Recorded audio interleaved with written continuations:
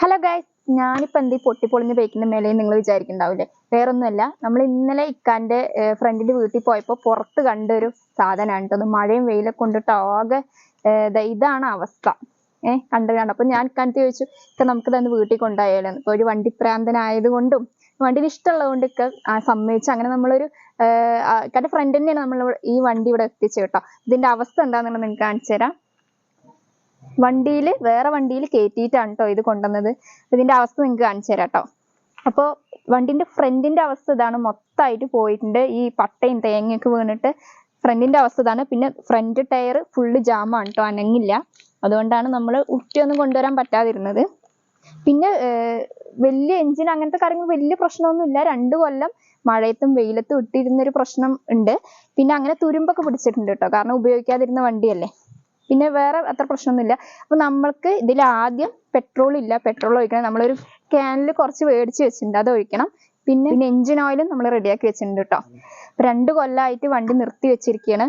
അപ്പോൾ ഇത് ഈ കണ്ടീഷനൊക്കെ എന്താന്ന് നോക്കണം. അപ്പൊ ഇതാ നമ്മുടെ പെട്രോള്, ഇത് നമ്മുടെ എഞ്ചിൻ ഓയിലാണ്, പക്ഷെ നമ്മൾ പഴയതാണ്, വേസ്റ്റ് ഓയിലാണ് കേട്ടോ.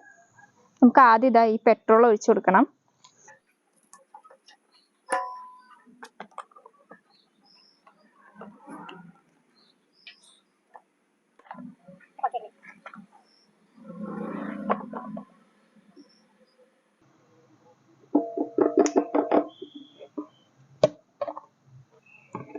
നല്ല പെട്രോളിന്റെ മണം ഉണ്ട് കേട്ടോ. എനിക്ക് പെട്രോളിന്റെ മണം ഭയങ്കര ഇഷ്ടമാണ്. ഇത് അടച്ചു കൊടുക്കാം. നമ്മൾ പെട്രോൾ ഒഴിച്ചു കഴിഞ്ഞിട്ടുണ്ട് കേട്ടോ. ഇനി നമുക്ക് വേണ്ടത് ഈ എഞ്ചിൻ ഓയിൽ ഒഴിക്കണം. എഞ്ചിൻ ഓയിൽ ഒഴിക്കണമെങ്കിൽ എഞ്ചിൻ ഓയിൽ ഒഴിക്കേണ്ട സ്ഥലം ഈ കാണുന്നതാണ് കേട്ടോ. ഈ കാണുന്നുണ്ടോ? ഇത് അഴിക്കണം എന്നുണ്ടെങ്കിൽ നമുക്ക് ഈ സംഭവത്തിന്റെ ആവശ്യമുണ്ട് കേട്ടോ. നമുക്കിതൊന്ന് തിരിപ്പിച്ചു കൊടുക്കാം.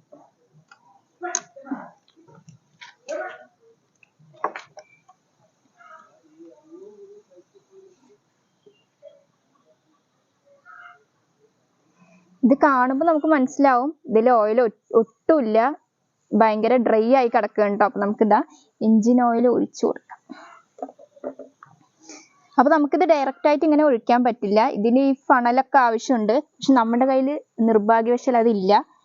വേറെ ട്രിക്ക് ഉണ്ട്, കാരണം നമ്മൾ ഉപയോഗിച്ച ക്യാൻ ഉണ്ടല്ലോ, ഈ ക്യാനിന്റെ ഈ സംഭവം ഉണ്ടല്ലോ ഉള്ളിത്തെ, ഇത് വലിച്ചെടുത്തു കഴിഞ്ഞാൽ നമുക്ക് അത് ഒഴിച്ചു കൊടുക്കാൻ പറ്റും. അപ്പൊ ഇത് വലിച്ചെടുക്കണം കേട്ടോ. പതുക്കെയൊന്നും വലിച്ചു വരില്ല, നല്ല പോലെ ബലം പ്രയോഗിച്ച് വലിച്ചെടുക്കണം. അപ്പൊ നമുക്കിത് ഈ സാധനം കിട്ടിയിട്ടുണ്ട്. നമുക്കിത് ഉള്ളിലേക്ക് വെച്ച് കൊടുത്തിട്ട് ഇതിലേക്ക് നമ്മുടെ വേസ്റ്റ് ഓയിൽ ഒഴിച്ചു കൊടുക്കാം കേട്ടോ.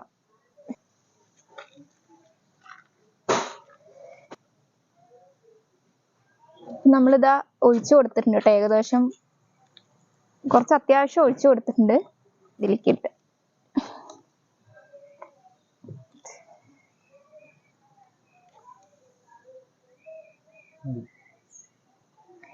അപ്പൊ നമ്മളിതാ ഓയിലൊക്കെ ഒഴിച്ചു കൊടുത്ത് കട്ടിംഗ് പ്ലെയർ കൊണ്ട് ടൈറ്റ് ആക്കിയിട്ടുണ്ട് കേട്ടോ. അപ്പൊ ഐശ്വര്യമായിട്ട് നമുക്ക് ഈ വണ്ടി ഒന്ന് സ്റ്റാർട്ട് ചെയ്ത് നോക്കാം കേട്ടോ.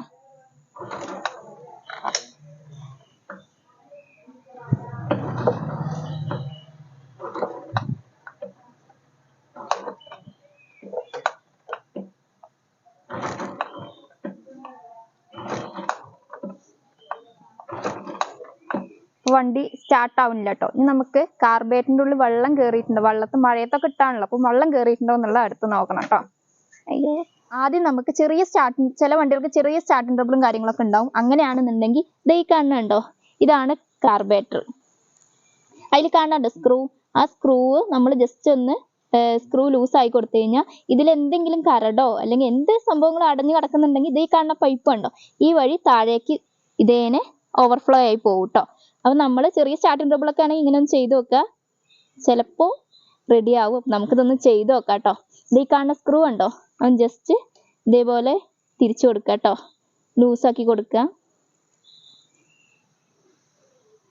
നിങ്ങൾക്ക് കാണുന്നുണ്ടാവും, കണ്ടോ, ഓവർഫ്ലോ ആയി താഴെക്കോടെ പോകുന്നുണ്ട് കേട്ടോ. ഫുള്ളായി നമ്മളൊന്ന് അഴിച്ചു കൊടുക്കുക കേട്ടോ. പിന്നെ മെയിൻ ആയിട്ട് നമ്മൾ ശ്രദ്ധിക്കേണ്ട കാര്യം പെട്രോൾ ഓഫ് ആണോ എന്ന് നമ്മൾ നോക്കുക. പെട്രോൾ ഓഫ് ചെയ്തിട്ട് നമ്മൾ ഇതേപോലെ അഴിച്ചു കൊടുക്കുക കേട്ടോ. ഫുള്ളായിട്ട് നമ്മുടെ പോയിട്ടുണ്ട്. ഇപ്പൊ ഒന്നും പോണില്ലല്ലോ, ഒക്കെ മൊത്തമായി ഓവർഫ്ലോ ആയിട്ടുണ്ട്. ഇതിൽ അടഞ്ഞു കിടക്കുന്നതൊക്കെ ഇതേണ് പോയിട്ടുണ്ടാവും. ഇനി നമ്മൾ പഴയ പോലെ ഇത് ടൈറ്റ് ആക്കി കൊടുക്കണം കേട്ടോ. നമ്മൾ പഴയ പോലെ ടൈറ്റ് ആയി കൊടുത്തിട്ടുണ്ട്. ഇനി നമുക്ക് ഒന്ന് സ്റ്റാർട്ട് ചെയ്ത് നോക്കാം. 2 കൊല്ലമായിട്ട് ഒന്നും ചെയ്യാതെ മഴയത്തും വെയിലത്തൊക്കെ ഇട്ട വണ്ടി ആയതുകൊണ്ട് നമുക്കൊന്നും ഉറപ്പ് പറയാൻ പറ്റില്ല. പക്ഷെ നമ്മളൊക്കെ ഒരു ശ്രമമാണ്. നമുക്കൊന്ന് ശ്രമിച്ചു നോക്കാം കേട്ടോ. ഇത് സ്റ്റാർട്ടാവോ ഇല്ലെന്നൊന്നും അറിയില്ല. കാരണം ഇത് സ്റ്റാർട്ട് ആവണമെങ്കിൽ ഇത്തിരി പണി എടുക്കണം. എന്തായാലും പടച്ചോനെ വിചാരിച്ചും കയറി നോക്കാം.